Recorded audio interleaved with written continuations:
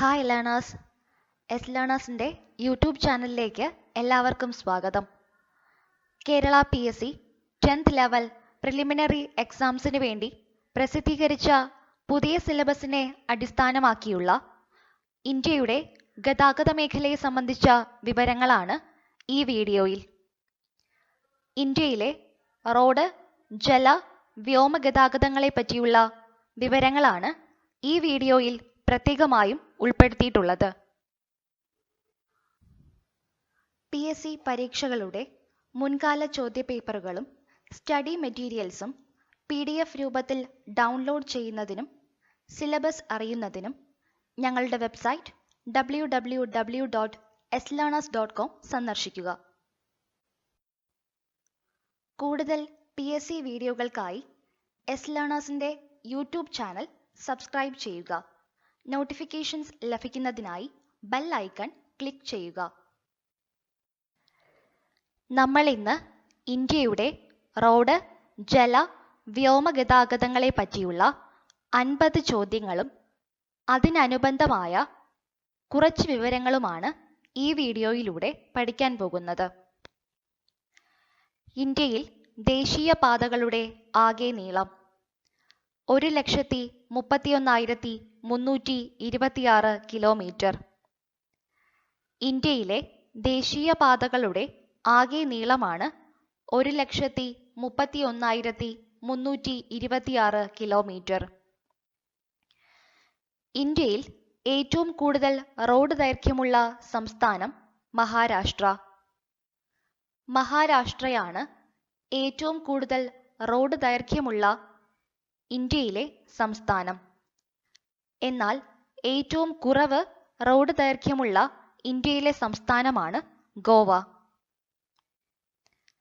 ഇന്ത്യയിൽ ദേശീയ പാതകളുടെ നിർമ്മാണവും സംരക്ഷണവും നിർവഹിക്കുന്നത് national highway authority of India. National highway authority of ഇന്ത്യയാണ് ഇന്ത്യയിൽ ദേശീയ പാതകളുടെ നിർമ്മാണവും സംരക്ഷണവും നിർവഹിക്കുന്നത്.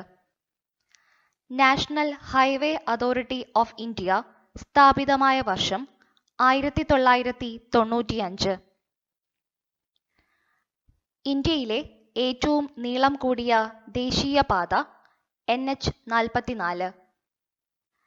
NH-44 ആണ് ഇന്ത്യയിലെ ഏറ്റവും നീളം കൂടിയ ദേശീയപാത. ഈ ദേശീയപാത ശ്രീനഗർ മുതൽ കന്യാകുമാരി വരെയാണ്. ഡൽഹി, കൊൽക്കത്ത, മുംബൈ, ചെന്നൈ എന്നീ നഗരങ്ങളെ ബന്ധിപ്പിക്കുന്ന റോഡ് പദ്ധതി സുവർണ ചതുഷ്കോണം അഥവാ ഗോൾഡൻ ക്വാഡ്രിലേറ്ററൽ. സുവർണ ചതുഷ്കോണമാണ് ഡൽഹി, കൊൽക്കത്ത, മുംബൈ, ചെന്നൈ എന്നീ 4 ഇന്ത്യൻ നഗരങ്ങളെ തമ്മിൽ ബന്ധിപ്പിക്കുന്ന റോഡ് പദ്ധതി. സെൻട്രൽ റോഡ് റിസർച്ച് ഇൻസ്റ്റിറ്റ്യൂട്ട് സ്ഥിതി ചെയ്യുന്നത് ന്യൂഡൽഹി. ന്യൂഡൽഹിയിലാണ് സെൻട്രൽ റോഡ് റിസർച്ച് ഇൻസ്റ്റിറ്റ്യൂട്ട് സ്ഥിതി ചെയ്യുന്നത്. ഇന്ത്യയിലെ റോഡ് ഗതാഗത പ്രശ്നങ്ങളെക്കുറിച്ച് പഠിക്കാൻ നിയമിച്ച കമ്മിറ്റി ജയ്ക്കർ കമ്മിറ്റി. ജയ്ക്കർ കമ്മിറ്റിയാണ് ഇന്ത്യയിലെ റോഡ് ഗതാഗത പ്രശ്നങ്ങളെക്കുറിച്ച് പഠിക്കാൻ നിയമിക്കപ്പെട്ട കമ്മിറ്റി. ഇന്ത്യയുടെ ആദ്യത്തെ ദേശീയപാതയായി കണക്കാക്കപ്പെടുന്നത് grand Trunk Road. Grand trunk റോഡാണ് ഇന്ത്യയുടെ ആദ്യത്തെ ദേശീയപാതയായി കണക്കാക്കപ്പെടുന്നത്. ഇന്ത്യയുടെ ആദ്യത്തെ ദേശീയപാതയായി കണക്കാക്കപ്പെടുന്ന ഗ്രാൻഡ് ട്രങ്ക് റോഡിന്റെ ശില്പി ഷേർഷാ സൂരി. ബ്രിട്ടീഷ് ഭരണകാലത്ത് ഗ്രാൻഡ് ട്രങ്ക് റോഡ് അറിയപ്പെട്ടിരുന്ന പേര് Long Walk.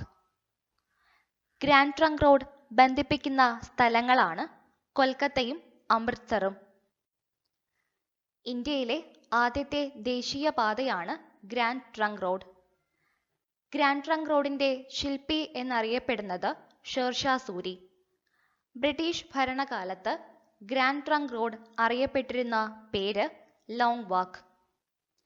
Grand Trunk Road ബന്ധിപ്പിക്കുന്ന സ്ഥലങ്ങളാണ് കൊൽക്കത്തയും അമൃത്സറും. എല്ലാ ഗ്രാമങ്ങളെയും റോഡ് മുഖാന്തരം ബന്ധിപ്പിച്ച ഇന്ത്യയിലെ ആദ്യത്തെ സംസ്ഥാനം കേരളം. കേരളമാണ് എല്ലാ ഗ്രാമങ്ങളെയും റോഡ് മുഖാന്തരം ബന്ധിപ്പിച്ച ഇന്ത്യയിലെ ആദ്യത്തെ സംസ്ഥാനം. കേരളത്തിലെ ഏറ്റവും വലിയ സംസ്ഥാന പാത MC റോഡ്. MC റോഡാണ് കേരളത്തിലെ ഏറ്റവും വലിയ സംസ്ഥാന പാത. MC റോഡിന്റെ ആകെ നീളം 240 കിലോമീറ്റർ. കേരളത്തിൽ ഏറ്റവും കൂടുതൽ വാഹനങ്ങൾ രജിസ്റ്റർ ചെയ്യപ്പെട്ടിട്ടുള്ള ജില്ല എറണാകുളം. കേരളത്തിൽ ഏറ്റവും കൂടുതൽ വാഹനങ്ങൾ രജിസ്റ്റർ ചെയ്തിട്ടുള്ള ജില്ലയാണ് എറണാകുളം. എന്നാൽ ഏറ്റവും കുറവ് വാഹനങ്ങൾ രജിസ്റ്റർ ചെയ്തിട്ടുള്ള കേരളത്തിലെ ജില്ലയാണ് Wayanad. Kerala state road transport corporation നിലവിൽ വന്ന വർഷം 1965. 1965 KSRTC നിലവിൽ വന്നത്. ഇന്ത്യയിലേക്ക് ആദ്യമായി സർവീസ് നടത്തിയ വിമാന company imperial Airways. Imperial Airways ആണ് ഇന്ത്യയിലേക്ക് സർവീസ് നടത്തിയ ആദ്യത്തെ വിമാന കമ്പനി. ഇന്ത്യൻ വ്യോമയാന മേഖല ദേശസാൽക്കരിച്ചത് 1953 ഓഗസ്റ്റ് 1. 1953 ഓഗസ്റ്റ് മാസം 1-ാം തീയതിയാണ് ഇന്ത്യൻ വ്യോമയാന മേഖല ദേശസാൽക്കരിച്ചത്. നാഷണൽ ഏവിയേഷൻ കമ്പനിയുടെ brand name Air India. National aviation കമ്പനിയുടെ ബ്രാൻഡ് നെയിമാണ് എയർ ഇന്ത്യ. എയർ ഇന്ത്യയുടെ ആപ്തവാക്യം your palace in the sky എന്നാണ്. ഇന്ത്യൻ വ്യോമയാനത്തിന്റെ പിതാവ് JRD ടാറ്റ. JRD ടാറ്റയാണ് ഇന്ത്യൻ വ്യോമയാനത്തിന്റെ പിതാവ് എന്നറിയപ്പെടുന്നത്. ഇന്ത്യയിലെ ആദ്യത്തെ വിമാന കമ്പനിയാണ് ടാറ്റ എയർലൈൻസ്. ടാറ്റ എയർലൈൻസ് സ്ഥാപിതമായ വർഷം 1932. ടാറ്റ എയർലൈൻസിന്റെ ആദ്യത്തെ സർവീസ് നടത്തപ്പെട്ടത് കറാച്ചി മുതൽ ചെന്നൈ വരെയാണ്. ആദ്യത്തെ സർവീസിൽ വിമാനം പറത്തിയ പൈലറ്റാണ് JRD ടാറ്റ.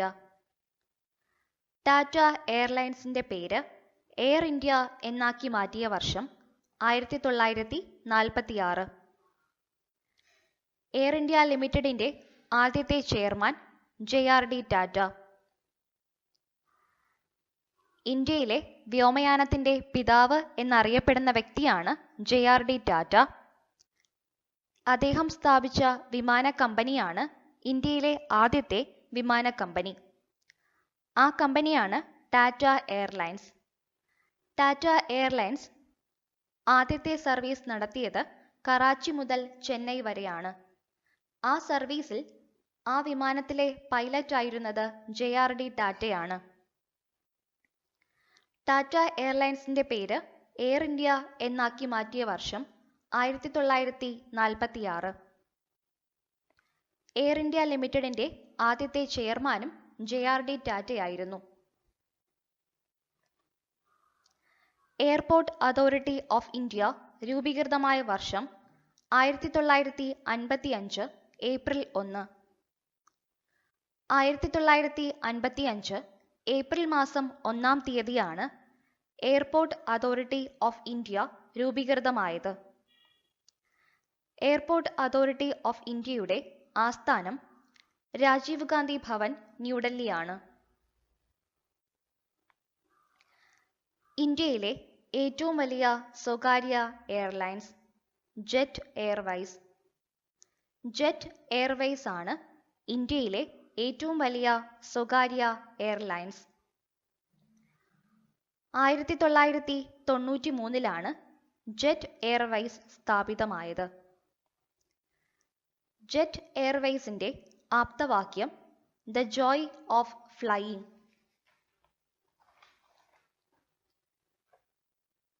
ഇന്ത്യയിൽ ഏറ്റവും ഉയരത്തിൽ സ്ഥിതി ചെയ്യുന്ന വിമാനത്താവളം.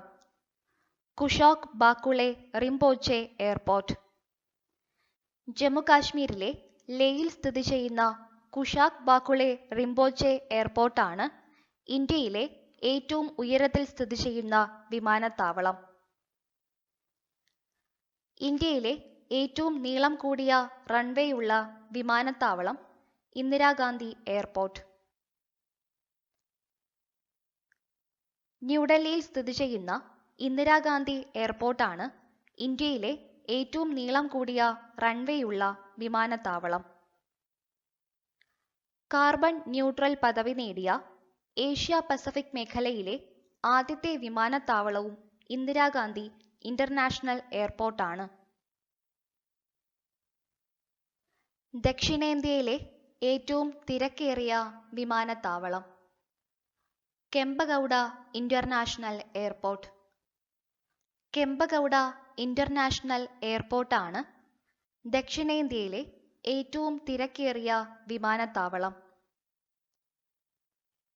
എയർപോർട്ട് അതോറിറ്റി ഓഫ് ഇന്ത്യയും ISROയും സംയുക്തമായി വികസിപ്പിച്ചെടുത്ത നാവിഗേഷൻ സിസ്റ്റം ഗഗൻ.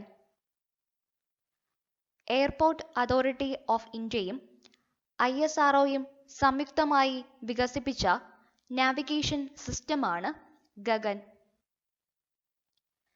ചരക്കു നീക്കം നടത്തുന്ന ഇന്ത്യയിലെ ആദ്യത്തെ സ്വകാര്യ വിമാന company blue Dart aviation. Blue Dart aviation ആണ് ചരക്കു നീക്കം നടത്തുന്ന ഇന്ത്യയിലെ സ്വകാര്യ വിമാന കമ്പനി. പൈലറ്റ് ലൈസൻസ് ലഭിച്ച ആദ്യത്തെ ഇന്ത്യക്കാരി ഊർമിള കെ പരീഖ്. ഊർമിള കെ പരീഖാണ് പൈലറ്റ് ലൈസൻസ് ലഭിച്ച ആദ്യത്തെ ഇന്ത്യക്കാരി. എന്നാൽ ഇന്ത്യയിലെ ആദ്യത്തെ വനിതാ പൈലറ്റ് പ്രേം മാത്തൂരാണ്. യുദ്ധമുഖത്തേക്ക് വിമാനം പറത്തിയ ഇന്ത്യൻ വനിത ദുർബ ബാനർജി. ദുർബ ബാനർജിയാണ് യുദ്ധമുഖത്തേക്ക് വിമാനം പറത്തിയ ഇന്ത്യൻ വനിത. എന്നാൽ യുദ്ധവിമാനം ഒറ്റയ്ക്ക് പറത്തിയ ആദ്യത്തെ ഇന്ത്യൻ വനിതയാണ് ആവണി ചതുർവേദി. പോർട്ട് ബ്ലെയർ വിമാനത്താവളത്തിന്റെ പുതിയ പേര് വീർ സവർക്കർ എയർപോർട്ട്.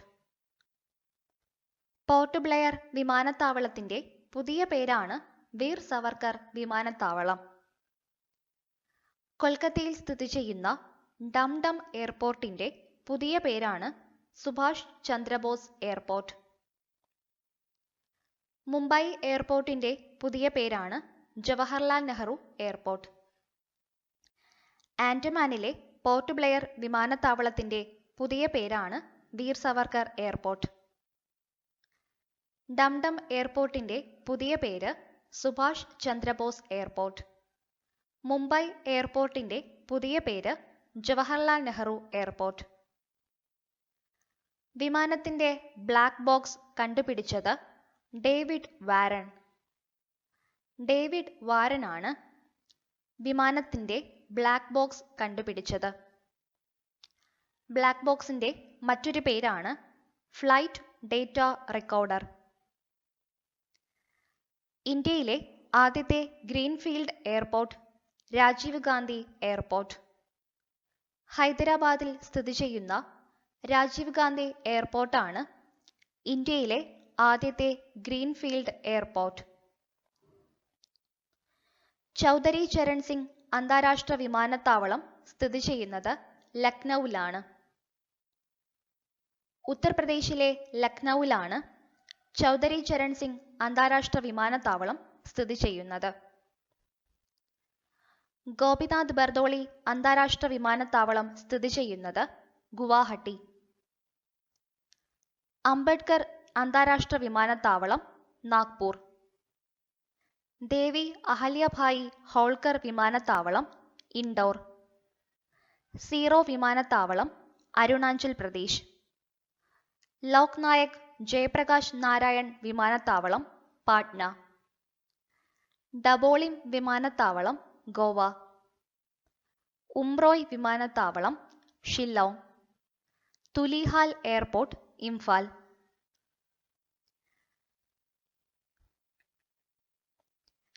ചൗധരി ചരൺ സിംഗ് അന്താരാഷ്ട്ര വിമാനത്താവളം സ്ഥിതി ചെയ്യുന്നത് ലക്നൌവിലാണ്. ഗോപിനാഥ് ബർദോളി അന്താരാഷ്ട്ര വിമാനത്താവളം അസമിലെ ഗുവാഹത്തിയിൽ സ്ഥിതി ചെയ്യുന്നു. ഡോക്ടർ അംബേദ്കർ അന്താരാഷ്ട്ര വിമാനത്താവളം സ്ഥിതി ചെയ്യുന്നത് നാഗ്പൂരിലാണ്. ദേവി അഹല്യാഭായി ഹോൾക്കർ വിമാനത്താവളം ഇൻഡോറിൽ സ്ഥിതി ചെയ്യുന്നു. സീറോ എയർപോർട്ട് സ്ഥിതി ചെയ്യുന്നത് അരുണാചൽ പ്രദേശിലാണ്. ലോക്നായക് ജയപ്രകാശ് നാരായൺ വിമാനത്താവളം പാട്നയിൽ സ്ഥിതി ചെയ്യുന്നു. ഡബോളിം എയർപോർട്ട് സ്ഥിതി ചെയ്യുന്നത് ഗോവയിലാണ്. ഉംറോയ് വിമാനത്താവളം ഷില്ലോങ്, തുലിഹാൽ എയർപോർട്ട് സ്ഥിതി ചെയ്യുന്നത് ഇംഫാൽ. ഇന്ത്യയിലെ ഏറ്റവും വലിയ എയ്റോസ്പേസ് സ്ഥാപനം Hindustan aeronautic limited. Hindustan aeronautic limited ആണ് ഇന്ത്യയിലെ ഏറ്റവും വലിയ എയ്റോസ്പേസ് സ്ഥാപനം. വിമാനത്താവളങ്ങൾക്ക് കോഡ് നൽകുന്ന അന്താരാഷ്ട്ര agency international air transport association. International air transport association ആണ് വിമാനത്താവളങ്ങൾക്ക് കോഡ് നൽകുന്ന അന്താരാഷ്ട്ര ഏജൻസി. തിരുവനന്തപുരം എയർപോർട്ടിനെ അന്താരാഷ്ട്ര വിമാനത്താവളമാക്കി മാറ്റിയ വർഷം 1991. 1991 തിരുവനന്തപുരം വിമാനത്താവളം അന്താരാഷ്ട്ര വിമാനത്താവളമായി മാറിയത്. എയർപോർട്ട് അതോറിറ്റിയുടെ കീഴിൽ അല്ലാത്ത ഇന്ത്യയിലെ ഏക വിമാനത്താവളം കൊച്ചി ഇന്റർനാഷണൽ എയർപോർട്ട്. എയർപോർട്ട് അതോറിറ്റിയുടെ കീഴിലല്ലാത്ത ഇന്ത്യയിലെ ഏക വിമാനത്താവളമാണ് Kochi international airport. Kochi international airport ഇന്ത്യയിലെ പ്രതിരോധ വകുപ്പിന്റെ കീഴിലാണ്. ഏറ്റവും ചിലവ് കുറഞ്ഞ ഗതാഗത മാർഗം ജലഗതാഗതം. ജലഗതാഗതമാണ് ഏറ്റവും ചിലവ് കുറഞ്ഞ ഗതാഗത മാർഗം. ദേശീയ ജലഗതാഗത നിയമത്തിന് രാഷ്ട്രപതിയുടെ അംഗീകാരം ലഭിച്ചത് 2016 മാർച്ച് 25. 2016 മാർച്ച് മാസം 25-ാം തീയതിയാണ് ദേശീയ ജലഗതാഗത നിയമത്തിന് രാഷ്ട്രപതിയുടെ അംഗീകാരം ലഭിച്ചത്. ഈ നിയമമനുസരിച്ച് ഇന്ത്യയിൽ ആകെ 111 ദേശീയ ജലപാതകളാണുള്ളത്. എന്നാൽ കേരളത്തിലെ ആകെ ദേശീയ ജലപാതകളുടെ എണ്ണം 5. സേതുസമുദ്രം പദ്ധതി ബന്ധിപ്പിക്കുന്ന രാജ്യങ്ങൾ ഇന്ത്യ, ശ്രീലങ്ക. സേതുസമുദ്രം കപ്പൽ ചാനൽ പദ്ധതി ബന്ധിപ്പിക്കുന്ന രാജ്യങ്ങളാണ് ഇന്ത്യയും ശ്രീലങ്കയും. ഇന്ത്യയെയും ശ്രീലങ്കയും തമ്മിൽ ബന്ധിപ്പിക്കുന്ന സേതുസമുദ്രം പദ്ധതി നിർമ്മിക്കുന്നത് പാക് കടലിടുക്കിലാണ്.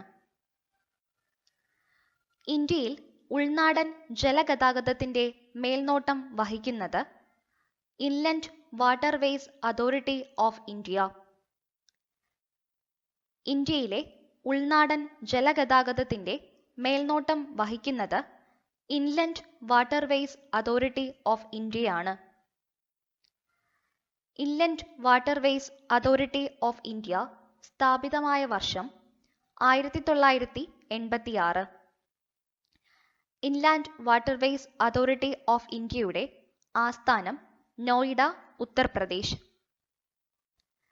കേരളത്തിലൂടെ കടന്നുപോകുന്ന ഏറ്റവും നീളം കൂടിയ ദേശീയപാത NH-66. NH-66 കേരളത്തിലൂടെ കടന്നുപോകുന്ന ഏറ്റവും നീളം കൂടിയ ദേശീയപാത. എന്നാൽ കേരളത്തിലൂടെ കടന്നുപോകുന്ന ഏറ്റവും നീളം കുറഞ്ഞ ദേശീയപാതയാണ് NH-966B. ദേശീയ ഉൾനാടൻ ജലഗതാഗത ഇൻസ്റ്റിറ്റ്യൂട്ടിന്റെ ആസ്ഥാനം പാട്ന. ബീഹാറിലെ പാട്നയാണ് ദേശീയ ഉൾനാടൻ ജലഗതാഗത ഇൻസ്റ്റിറ്റ്യൂട്ടിന്റെ ആസ്ഥാനം. കേരള സ്റ്റേറ്റ് വാട്ടർ ട്രാൻസ്പോർട്ട് കോർപ്പറേഷന്റെ ആസ്ഥാനം ആലപ്പുഴ. ആലപ്പുഴ ജില്ലയിലാണ് കേരള സ്റ്റേറ്റ് വാട്ടർ ട്രാൻസ്പോർട്ട് കോർപ്പറേഷന്റെ ആസ്ഥാനം. Kerala state water transport corporation നിലവിൽ വന്ന വർഷം 1968. ഒരു തുറമുഖത്തിന്റെ സേവനം ലഭ്യമാക്കുന്ന പ്രദേശങ്ങൾ പൊതുവെ അറിയപ്പെടുന്നത് ഹിൻഡർലാൻഡ്. ഒരു തുറമുഖത്തിന്റെ സേവനം ലഭ്യമാകുന്ന പ്രദേശങ്ങൾ പൊതുവെ അറിയപ്പെടുന്നത് ഹിൻഡർലാൻഡ് എന്നാണ്. കേരളത്തിലെ മേജർ തുറമുഖം കൊച്ചി. കേരളത്തിലെ ആദ്യത്തെ മേജർ തുറമുഖമാണ് കൊച്ചി. കൊച്ചി തുറമുഖത്തിന്റെ രൂപീകരണത്തിന് കാരണമായ പെരിയാറിലെ കനത്ത വെള്ളപ്പൊക്കം ഉണ്ടായ വർഷം 1341. ഇന്ത്യയിലെ ഏറ്റവും വലിയ തടാക തുറമുഖമാണ് കൊച്ചി തുറമുഖം. കേരളത്തിലെ മേജർ തുറമുഖമാണ് കൊച്ചി. കൊച്ചിയെ അറബിക്കടലിന്റെ റാണി എന്ന് വിശേഷിപ്പിച്ചത് R.K. ഷൺമുഖം ചെട്ടി. ആധുനിക കൊച്ചി തുറമുഖത്തിന്റെ ശില്പി എന്നറിയപ്പെടുന്നത് റോബർട്ട് ബ്രിസ്റ്റോ. കൊച്ചി തുറമുഖം ഉദ്ഘാടനം ചെയ്തത് 1928 മെയ് 26-നാണ്. കൊച്ചി തുറമുഖത്തിന്റെ ആഴം കൂട്ടലിൽ നിന്ന് ലഭിച്ച മണ്ണ് നിക്ഷേപിച്ച് രൂപം കൊണ്ട ഐലൻഡാണ് വെല്ലിംഗ്ടൺ ഐലൻഡ്. ഇന്ത്യയിൽ ആദ്യമായി കണ്ടെയ്നർ കപ്പൽ എത്തിച്ച സ്ഥലം കൊച്ചി തുറമുഖം. കൊച്ചി തുറമുഖത്ത് എത്തിയ ആദ്യത്തെ കണ്ടെയ്നർ കപ്പലാണ് president Tyler. Cochin port trust രൂപീകൃതമായ വർഷം 1964. കൊച്ചിൻ പോർട്ട് ട്രസ്റ്റിന്റെ ആദ്യത്തെ ചെയർമാൻ PR സുബ്രഹ്മണ്യൻ. കൊച്ചി തുറമുഖത്തെക്കുറിച്ചുള്ള വിവരങ്ങൾ ഒന്നുകൂടി നോക്കാം. കേരളത്തിലെ ആദ്യത്തെ മേജർ തുറമുഖമാണ് കൊച്ചി. കൊച്ചി തുറമുഖത്തിന്റെ രൂപീകരണത്തിന് കാരണമായ പെരിയാറിലെ വെള്ളപ്പൊക്കമുണ്ടായ വർഷം 1341. ഇന്ത്യയിലെ തന്നെ ഏറ്റവും വലിയ തടാക തുറമുഖമാണ് കൊച്ചി. അറബിക്കടലിന്റെ റാണി എന്ന് കൊച്ചിയെ വിശേഷിപ്പിച്ചത് R.K. ഷൺമുഖം ഷെട്ടിയാണ്. ആധുനിക കൊച്ചി തുറമുഖത്തിന്റെ ശില്പി റോബർട്ട് ബ്രിസ്റ്റോ. കൊച്ചി തുറമുഖം ഉദ്ഘാടനം ചെയ്ത ദിവസം 1928 മെയ് മാസം 26-ാം തീയതി. കൊച്ചി തുറമുഖത്തിന്റെ ആഴം കൂട്ടാൻ വേണ്ടി നടത്തിയ പ്രവർത്തനത്തിൽ നിന്നും ലഭിച്ച മണ്ണ് നിക്ഷേപിച്ച് രൂപം കൊണ്ട ഐലൻഡാണ് വെല്ലിംഗ്ടൺ ഐലൻഡ്. ഇന്ത്യയിൽ ആദ്യമായി കണ്ടെയ്നർ കപ്പൽ എത്തിയ തുറമുഖമാണ് കൊച്ചി തുറമുഖം. കൊച്ചി തുറമുഖത്തെത്തിയ ആദ്യത്തെ കണ്ടെയ്നർ കപ്പലാണ് president Tyler. Cochin port trust രൂപീകൃതമായ വർഷം 1964. കൊച്ചിൻ പോർട്ട് ട്രസ്റ്റിന്റെ ആദ്യത്തെ chairman PR Subramanian. International container transshipment terminal സ്ഥിതി ചെയ്യുന്നത് വല്ലാർപാടം. വല്ലാർപാടത്താണ് ഇന്റർനാഷണൽ കണ്ടെയ്നർ ട്രാൻസ്ഷിപ്മെന്റ് ടെർമിനൽ സ്ഥിതി ചെയ്യുന്നത്. ഇന്ത്യയുടെ പശ്ചിമ തീരത്ത് ഏറ്റവും വടക്ക് സ്ഥിതി ചെയ്യുന്ന തുറമുഖം കാണ്ടില. ഗുജറാത്തിലെ റാൻ ഓഫ് കച്ചിൽ സ്ഥിതി ചെയ്യുന്ന കാണ്ടില തുറമുഖമാണ് ഇന്ത്യയുടെ പശ്ചിമ തീരത്ത് ഏറ്റവും വടക്കായി സ്ഥിതി ചെയ്യുന്ന തുറമുഖം.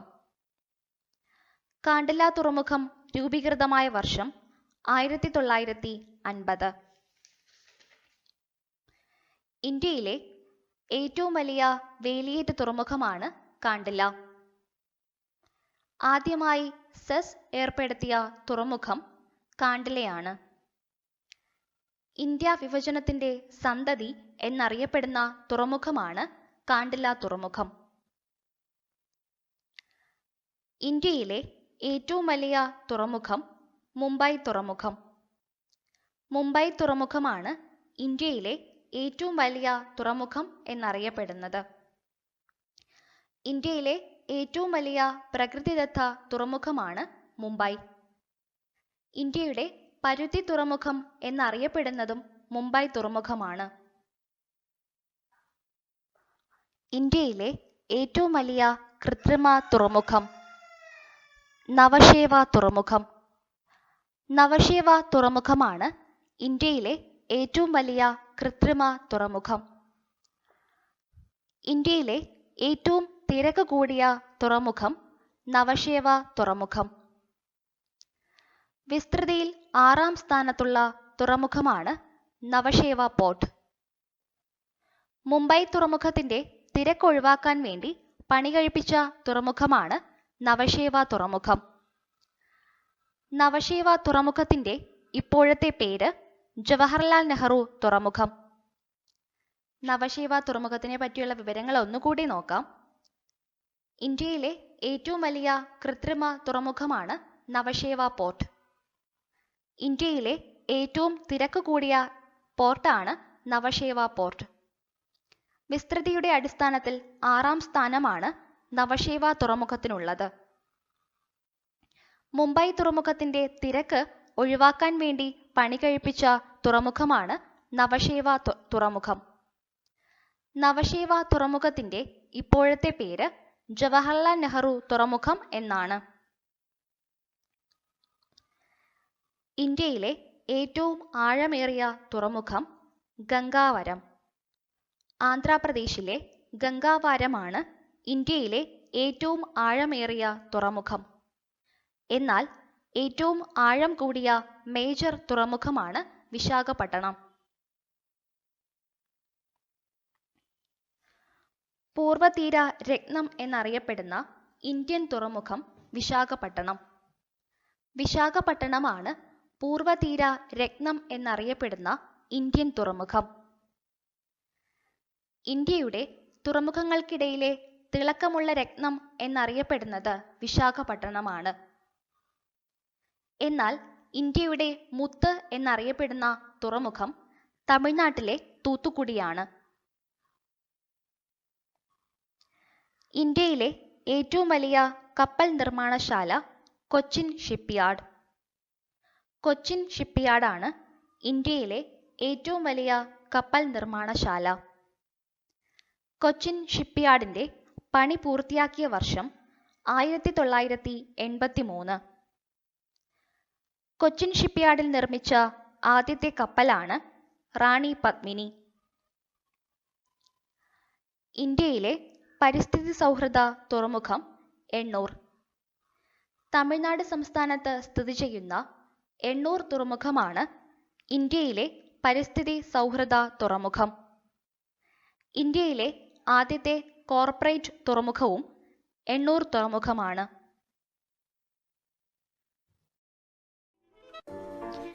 ഈ വീഡിയോ ഇഷ്ടമായെങ്കിൽ ഷെയർ ചെയ്യുക. മറ്റ് PSC പാഠഭാഗങ്ങളുടെ വീഡിയോകൾക്കായി യെസ് ലേണേഴ്സിന്റെ യൂട്യൂബ് ചാനൽ സബ്സ്ക്രൈബ് ചെയ്യുക. Thank you for watching this video.